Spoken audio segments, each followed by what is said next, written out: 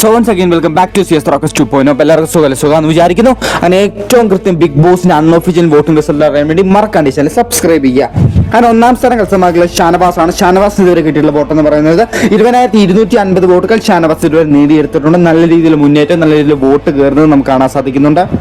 അങ്ങനെ രണ്ടാം സ്ഥാനം കരസ്ഥമാക്കിയുള്ള ആര്യന് ഇതുവരെ കിട്ടിയിട്ടുള്ള വോട്ട് എന്ന് പറയുന്നത് 19,410 വോട്ടുകൾ ആര്യ ഇതുവരെ നേടിയെടുത്തിട്ടുണ്ട്. ആര്യ നല്ല രീതിയിൽ മുന്നേറ്റം കാണാൻ സാധിക്കുന്നുണ്ട്. അങ്ങനെ മൂന്നാം സ്ഥാനം കരസ്ഥമാക്കിയുള്ളത് നൂറയാണ്. നൂറയ്ക്ക് എന്ത് പറ്റിയെന്ന് എനിക്ക് അറിയത്തില്ല. നൂറയ്ക്ക് നല്ല രീതിയിൽ വോട്ട് കുറയുന്നുണ്ട്, അടി പതറുന്നുണ്ടെന്ന് തന്നെ പറയാം. നൂറയ്ക്ക് ഇതുവരെ കിട്ടിയിട്ടുള്ള വോട്ട് എന്ന് പറയുന്നത് 19,320 വോട്ടുകൾ നൂറ് ഇതുവരെ നേടിയെടുത്തിട്ടുണ്ട്. അങ്ങനെ നാലാം സ്ഥാനം കരസ്ഥമാക്കിയുള്ളത് അക്ബറാണ്. അക്ബർ നല്ല രീതിയിൽ മുന്നേറ്റം കാണാൻ സാധിക്കുന്നുണ്ട്. അക്ബർ ഇതുവരെ കിട്ടിയിട്ടുള്ള വോട്ട് എന്ന് പറയുന്നത് 18,989 വോട്ടുകൾ അക്ബർ ഇതുവരെ നേടിയെടുത്തിട്ടുണ്ട്. അങ്ങനെ അഞ്ചാം സ്ഥാനം കരസ്ഥമാക്കിയിട്ടുള്ളത് ലക്ഷ്മിയാണ്. ലക്ഷ്മിക്ക് എന്ന് പറ്റിയെന്ന് അറിയത്തില്ല. ലക്ഷ്മി കയറി രണ്ടാം സ്ഥാനം വരെ വന്നായിരുന്നു, പക്ഷേ ഇപ്പോൾ ഇറങ്ങി അഞ്ചാം സ്ഥാനത്ത് എത്തി നിൽപ്പുണ്ട്. ഡേഞ്ചർ സോണിലോട്ട് ലക്ഷ്മി പോയിട്ടുണ്ടെന്ന് തന്നെ പറയാം. ലക്ഷ്മിക്ക് ഇതുവരെ കിട്ടിയിട്ടുള്ള വോട്ട് എന്ന് പറയുന്നത് 18,545 വോട്ടുകൾ ലക്ഷ്മി ഇതുവരെ നേടിയെടുത്തിട്ടുണ്ട്. അങ്ങനെ ഏറ്റവും ഡേഞ്ചർ സോണിൽ നിൽക്കുന്നത് നെവിനാണ്. നെവിൻ ഇതുവരെ കിട്ടിയിട്ടുള്ള വോട്ട് എന്ന് പറയുന്നത് 17,995 വോട്ടുകൾ മാത്രമേ നെവിൻ ഇതുവരെ നേടിയെടുത്തിട്ടുള്ളൂ.